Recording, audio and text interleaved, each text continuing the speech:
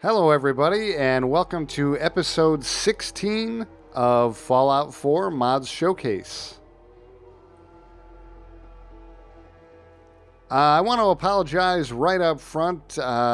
This week's episode is going to be a little short. I've only got 3 mods to show you guys this week. I originally had 4, but one of them was not working.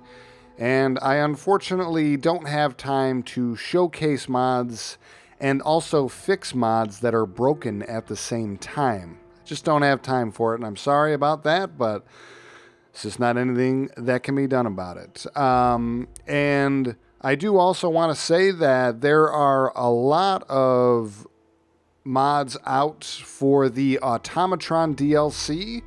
I do have the Automatron DLC. I have played it all the way through, and I like it very, very much for what it is, for a $10 crafting DLC. Basically, I really think it is really nice. However, I do want to say that all of the mods that are out that I have seen, either I wasn't really particularly interested in, didn't really grab me, or I have already seen them covered on other various mod review shows. So I'm not covering any of those right now, but maybe in the future, if something really, really cool comes out, I will do it. But with all that being said, let's stop pussyfooting around and get to the show, shall we? The first mod up today is the Modular Kailash Assault Rifle by Doom. And this is just another amazing model and texture on this weapon, another amazing standalone weapon by Doom. This guy is proving to be just a regular tour de force in the standalone weapon modding department.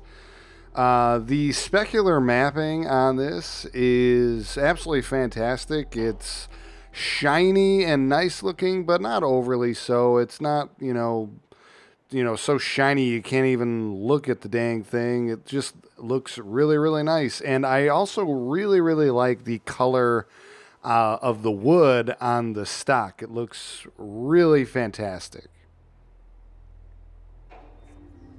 And as usual, there are just a ton of frickin' mods that you can do to this thing.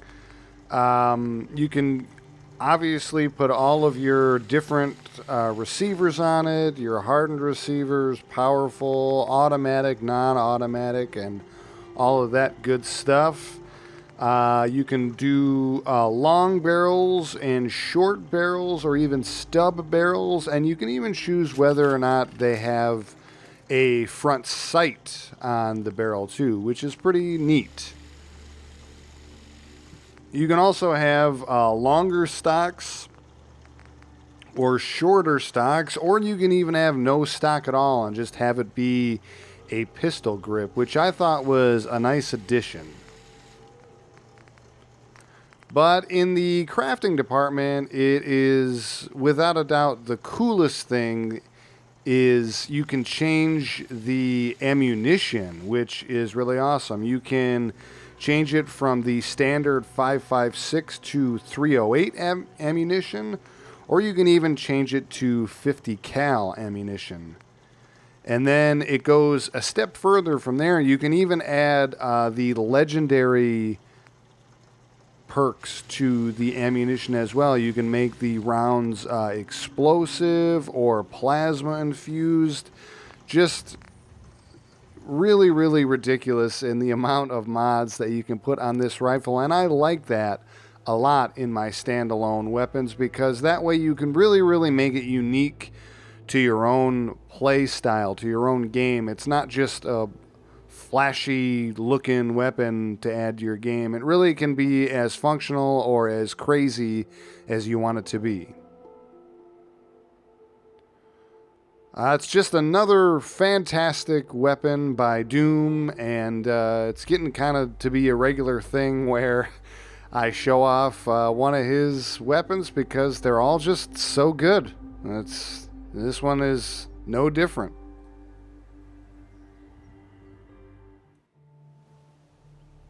The next mod up today is the Deckard Trenchcoat by Hoax 2 and Fadingsignal.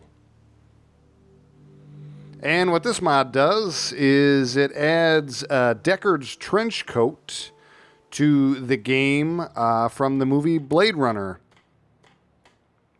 Now you can download this mod as a standalone, so there is just only one Deckard Trenchcoat in the game, and you can also download additional plugins to make it craftable at the AWCKR workbench, or you can always just add it by console, or you can get a version of this mod that just straight out replaces Nick Valentine's Trenchcoat with this one. It is an absolutely fantastic mod. It's just an awesome recolor of the in-game Trenchcoat, and it's a really great mod for anybody who's a fan of the Blade Runner movies. And I mean, let's be honest, there's probably not too many people playing Fallout 4 who aren't Blade Runner fans. The shirt and the tie are what really make this mod come to life. I mean, they look just straight out of the movie. It's the exact shirt and tie that Deckard wore in Blade Runner. It looks absolutely amazing. And I really think this mod is really great when it's paired with the PKD Detective Special mod, the That Gun mod by Doom that I covered a few weeks ago. I mean, that's Deckard's gun, and now you can have Deckard's coat, and you can pretty much just go be the Commonwealth Wastelands Blade Runner, I guess, if you want to. Probably a really great mod for Institute players, maybe, if you're, working for the Synth Retention Bureau. I think, it'd be kind of cool. Absolutely fantastic mod, great reproduction of Deckard's Trenchcoat, and definitely something worth checking out for all you Blade Runner fans out there.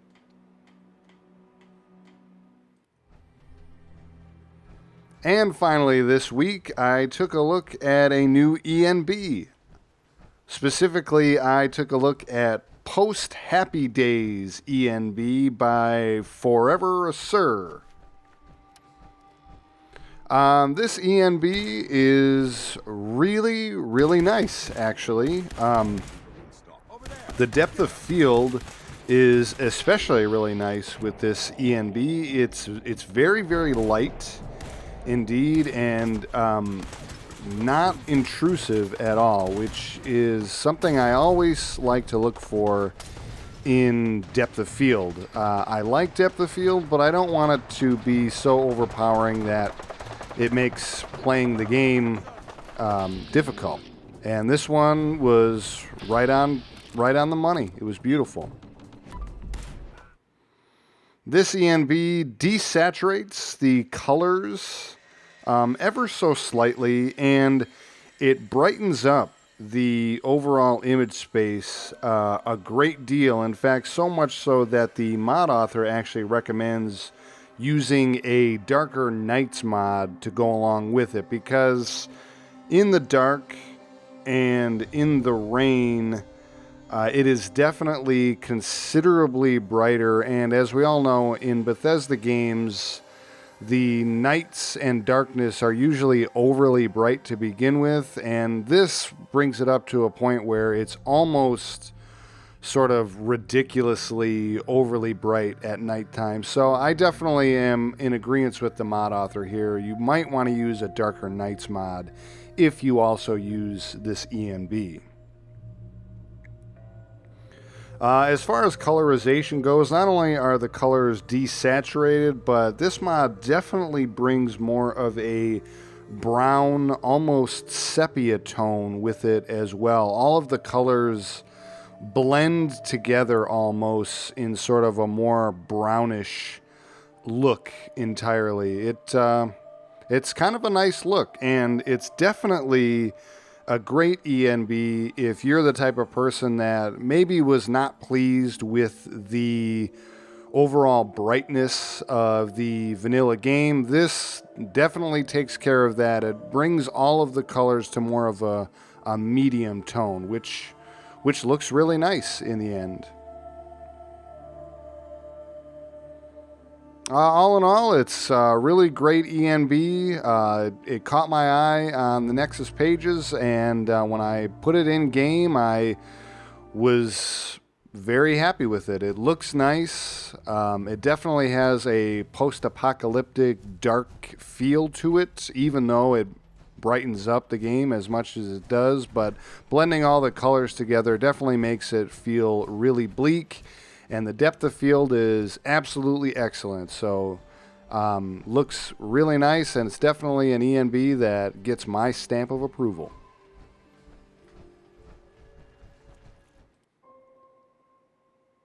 And that wraps it up for this week's short episode of Fallout 4 Mods Showcase. Thank you all for joining me. I do hope that you enjoyed the video. And if you did, I would ask you to go ahead and click on the like button down below. And while you're down there, why don't you go ahead and subscribe to the channel? That way you'll never miss out on any future episodes of this series or any of the other wonderful content that I put out. As always, I will remind you, if you do download and enjoy any of the mods featured in this episode, make sure you head back over to the Nexus pages and give the mod authors an endorsement there as well. But with all of that stuff being said, I'm going to get on out of here, guys, and I will see you all in the next video.